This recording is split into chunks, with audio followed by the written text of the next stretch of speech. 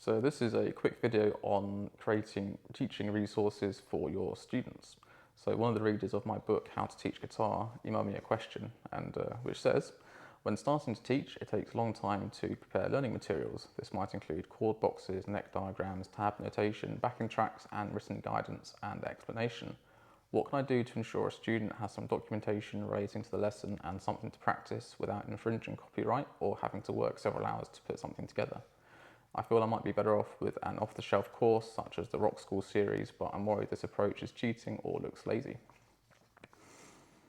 From the student's perspective, would they be put off if I teach out of a book that they themselves could purchase for the cost of a single lesson? Additionally, if structuring lessons using off-the-shelf resources, do I let the student in on it, or do I cherry pick and pass off as my own?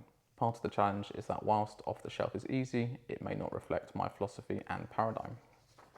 So it's quite a good question. I think a lot of people worry about this when they are new to teaching guitar. I knew that when I started, I was worried about this. And new teachers or beginner teachers often, I think, over-prepare, if anything, and give the student too much stuff.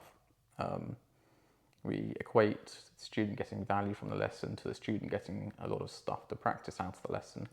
But often that works against students rather than for them. Your students going to improve quicker if you give them a small amount of material that they can practice a lot, rather than giving them a lot of material that they can't practice as much. You've got to remember that your students probably aren't going to practice as much as you, so they might be practicing for 20 or 30 minutes a day, they're not going to be practicing for 3 or 4 hours a day. So let's break this question down one bit at a time and go through it. So it talks about might take a long time to prepare stuff. What can I do to ensure a student has some documentation relating to the lesson and something to practice? So the easiest thing you can do is just to grab a piece of paper and a pen and draw out a tab or some chord diagrams or whatever it is you're working on, and then give them a couple of handwritten notes at the end. So if you're just getting started, that's the easiest way to get started. Just write some stuff out. Now, when you're doing this, don't go and write out 5 pages of handwritten notes for your students, because that's going to be too much. Just give them the bare bones of what you've been working on and a couple of points on what to practice. What I usually do is the last 3 or 4 minutes at the end of a lesson, I'm writing out some notes for the student on what they need to practice, what they need to focus on, little practice routine for them, and some of the key points that we covered in the lesson. Are you infringing copyrights? So yes and no. Technically, fair use copyright applies, so you are using copyrighted material. When you write down a piece of music that somebody else has written, just because you've written it down doesn't mean that copyright doesn't apply. The copyright applies to the idea, not the physical piece of paper it's been printed on. Well, it applies to that as well. But fair use applies. No one is going to sue you for teaching Metallica riffs, fingers crossed. Next part of the question is, this person in particular was worrying about working several hours to put something together. So when you're getting started, you might find that it takes a while to get stuff together, but that's not necessarily a bad thing or a problem. Yeah, maybe it's kind of annoying. You've got like one kid you're teaching Nirvana riffs to or something, and you spend an hour and a half preparing some nice printouts for a Nirvana song, and then you teach the half-hour lesson. But all that work is then you can just use it again in the future. You just have to, in the future, when the next kid wants to learn a Nirvana song, you just have to hit print. You don't have to do all this preparation again.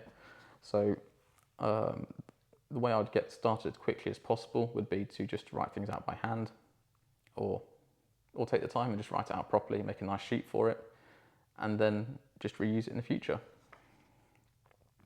He feels he might. Next part of the question was about using off-the-shelf systems such as the Rock School series, but he's worried about this being cheating or looking lazy. It's not cheating, it's absolutely fine. There's another teacher I know who teaches in the studio next to me, who I think he mostly does the Rock School grades for guitar. It's absolutely fine, there's nothing wrong with that. You can teach people straight from a book if you want to. The Ernie Ball do a series, what's it called? Beginner Guitar Part 1 and 2, I think, something like that, which is a really good introductory series if you want to introduce people to chords and sight reading, or just chords and skip the sight reading part. But the point is, using books is absolutely fine. It's not cheating, it's not going to look lazy, it's going to be expected by a lot of people. The only thing you'd have to watch out for is that you might find students say, why are we doing this thing in the book? And if you say to them, because it's in the book, they're probably going to not respect that so much as an answer. So have a flick through the book first. You might use several books and pick and choose bits from books. But there's nothing wrong with using books. From a student's perspective, will they be put off if I teach out of a book that they themselves could purchase for the cost of a single lesson? Not at all. So if a student was able to pick up a book and teach themselves from it, then they would do that. But they can't. They're going to have a lot of questions. Some of the books might not explain stuff very clearly. A lot of these books are more reference books for teachers to use rather than books for students to use. So I wouldn't worry about that at all.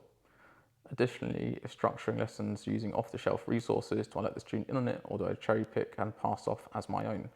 Well, you can cherry pick bits from multiple books. So, I wouldn't buy 5 books and give a student a pile of 5 books at their first guitar lesson. That's going to be a little bit much, but you could start off and do a couple of months out of one book and a couple of months from the next if you wanted to. Don't try and pass it off as your own though. I mean, there's no need to do that. It's just be like, oh, okay, we're using this book for the next couple of months and we're using this one for the next couple of months. Something I want to mention about books though is one thing you do have to watch out for is the book is the book, and the student might not like the songs in the book. So you might find that if you're teaching someone, they just get bored of it. If the kid wants to learn Nirvana songs and you've got a book of, I don't know, jazz guitar licks 101 or something, they're not going to like that. So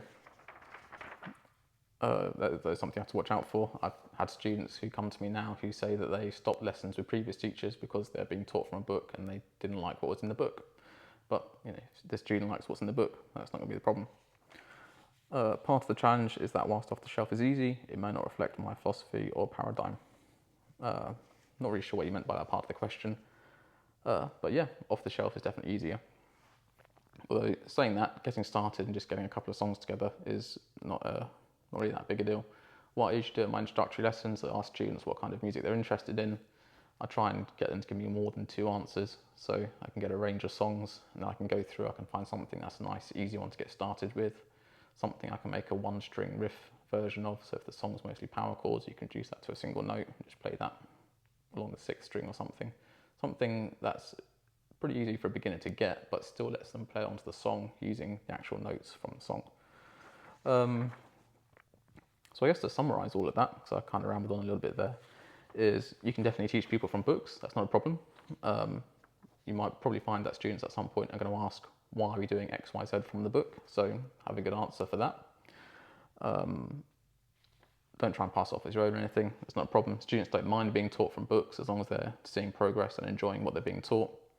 What you might find more effective is to start off getting students through their first 4 or 5 songs from start to finish, not including the guitar solos. Just playing simple 1-string versions, power chord versions, then some chord versions. And then after that, using books to teach more specialist stuff if you want to do that. So if you're going to teach sight reading, then you could get a sight reading book and you could teach that. If they want to learn loads of jazz songs, you can get the real book and start teaching them songs from the real book. So that's probably how I'd approach that. Hope somebody finds this useful.